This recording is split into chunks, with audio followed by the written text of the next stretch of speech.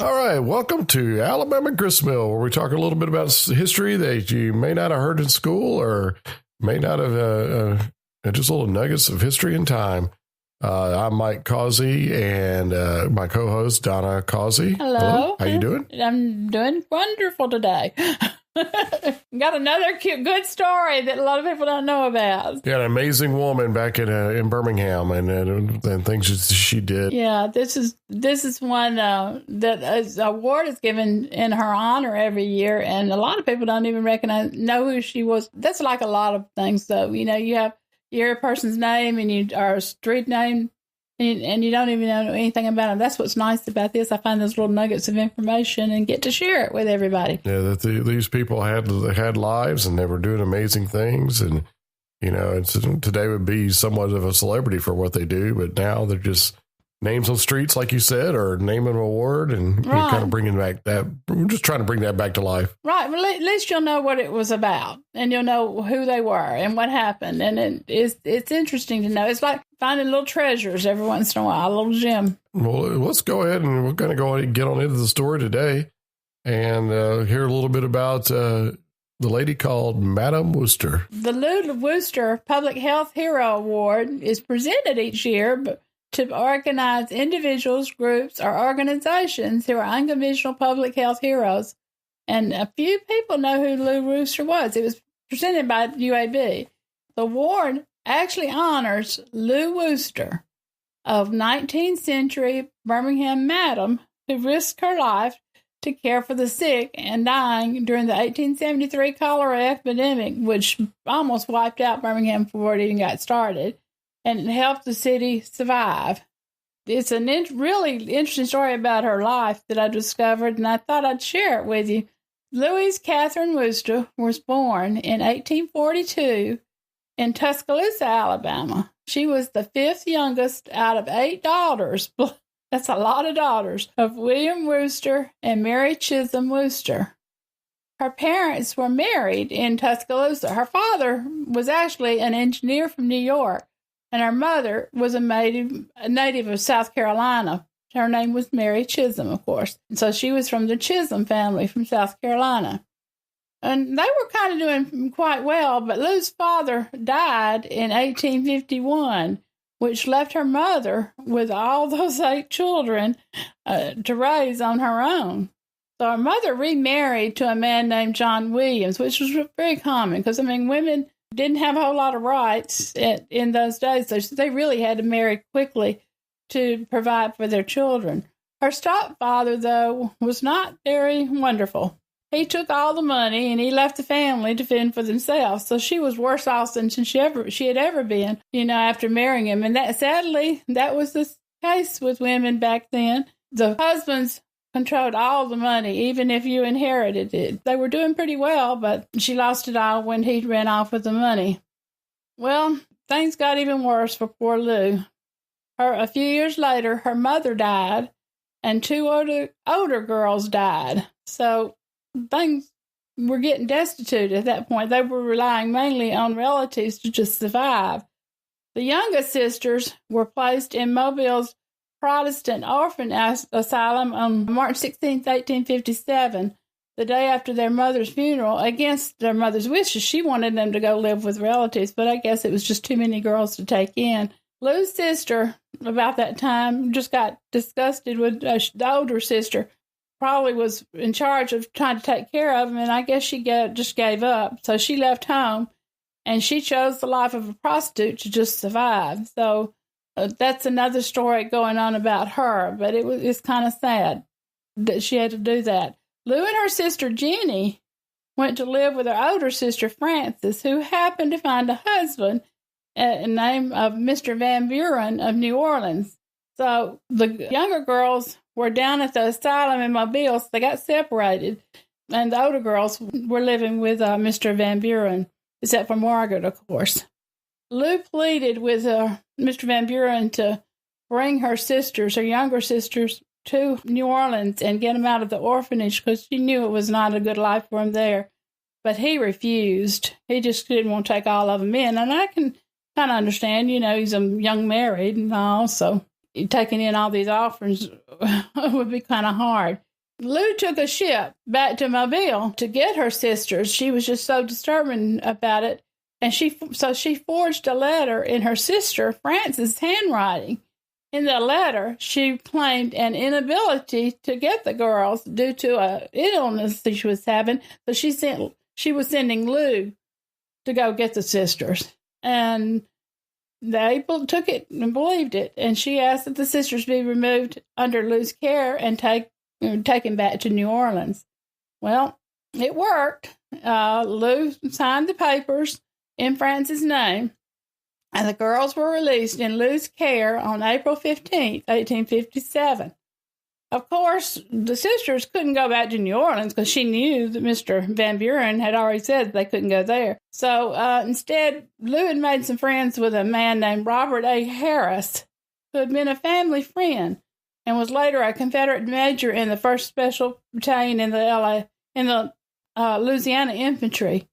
In an autobiography Lou wrote later, she used the pseudonym Major Robert Halo, but it was really this man, Robert A. Harris, and she states that was the man that was the source of her fall from society because she went to live with them. And I guess he wanted a response, so she was living with him in sin, I guess, at that point. Frances' husband found all the sisters living with Major Harris and took them to New Orleans. He finally relented and offered them a home. And Lou worked as a shop girl in New Orleans and Mississippi for a little while, but she finally returned to Mobile to live with Harris because I guess she had fallen in love with him. He had taken them all in, and she had fallen in love with him at that time. Of course, they were not married, so that presented a problem. Harris deserted her when she came down with yellow fever, so he was not a very honorable man himself. Another male friend took her in to care for her, but eventually he left her in the care of prostitutes at a local brothel. So she was in a mess at that point. Her younger sisters were living with Mr. Van Buren at that time, but Lou was on her own because she was one of the older ones. And they felt that she had fallen in sin with what she had done. In her autobiography, Lou wrote that she fell step by step until at last I was beyond redemption. And so she just felt like she had no other choice. Women were really in bad shape, and that was particularly after the Civil War because they had no hopes. If you didn't have family and support, she had lost her good name, so that really presented a problem. She didn't want to destroy her parents' legacy in Mobile any further because her parents had been well respected. So she moved into a brothel in Montgomery, hoping that would distance her enough from the area. And she had several failed relationships there. She became so distraught at one time over one relationship that she attempted suicide, but luckily she failed at suicide and managed to live. But she, with the help of friends. In her autobiography, though, she claims she had a passionate romance with John Wilkes Booth in Montgomery during the first years of the Civil War. At the time, he was an actor in Montgomery. Many stories surfaced about that relationship, some of them true probably, some of them not. You'll find more on the website about that, but it's real interesting. She evidently did know him and was involved in some type of a relationship.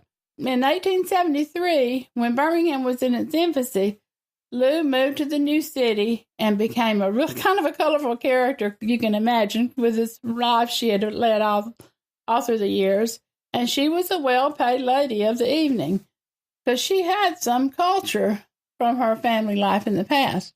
When the cholera epidemic overtook the city and half the population of approximately 4,000 people fled, she stayed on. She risked her life and her own health and nursed the sick and fed the hungry and prepared the dead for funerals. She did not flee like the rest of the people. Despite her reputation, she was readily admitted into the homes of the sick because she was so helpful.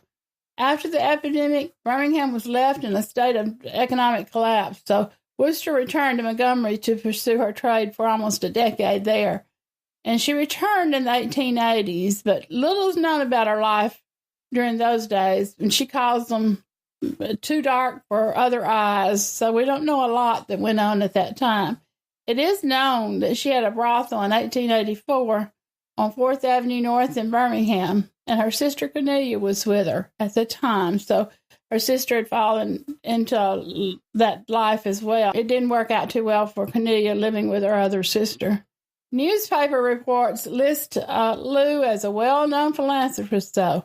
She died May 16, 1913, from Bright's disease and is interred at Oak Hill Cemetery in Birmingham. A legend says that several of Birmingham's elite sent empty carriages to her funeral as an act of both respect and anonymity. They didn't want to be connected with her, but they knew what she had done during that cholera epidemic. She's buried alongside her sister, Cornelia, also a Birmingham madam, and her nephew in a handsome but modest family plot on a hillside in Oak Hill Cemetery. In 1971, she was the featured character in Beloved Valley, a historical drama written and performed for Birmingham's centennial celebration. And in 2007, the Wooster Lofts, the first loft development in Birmingham, was named in her honor. So people really realize how much she had given to the community of, to the city of Birmingham. It probably wouldn't have survived if she hadn't have been around at that time. She's been memorialized in an opera written about her life called Louise, Story of Magdalene. It was commissioned by the Alabama Opera Works in 2000. The book by Sally M. Gale and scored by Dorothy Heinemann won the Nancy Van de Veit Composition Prize for Opera in 2004. And the Birmingham History Center has her scrapbook. She wrote an autobiography about it. So you can find more about her. It's really, she had a very, very interesting life. She definitely was a character, that's for sure. She was. Living the life she had, but then caring and helping out in so many different people. She was a survivor. Let's put it that way. You know, back then, that's the truth. She was left with few choices, so she figured out a way to survive, which happened sadly to many women, you know, during those days when you don't have anybody to turn to for help. You just got to make do the best you can, and you know, and she definitely did that, and she definitely stood out and made do. She made do, and that was the only life she knew. I think with her older sister, Margaret, left and chose that life too, you know, kind of led her that way. She must have been very attractive, though. If life had been different for her and her parents hadn't died, I wonder what would have happened. A lot did happen. Yeah, she got her name out there anyway. You know, that's more than a lot of people can say.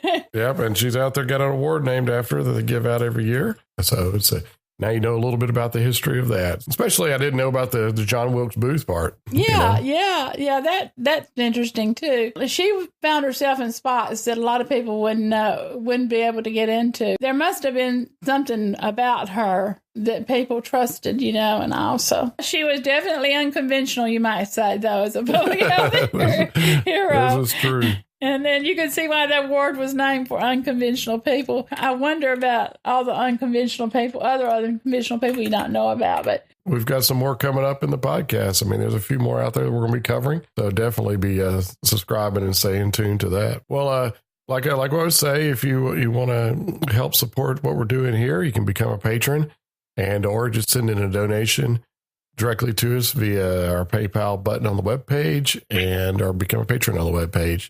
That always helps us keep the costs paid for and this keep going. So really appreciate all the current patrons we have out there. We'll go ahead and wrap this episode up and let Red Foley play us out with a little Alabama Jubilee. See you until next time. Till next time. Joe dancing round on his toes, throws away his crutch and hollers, "Hey, lad."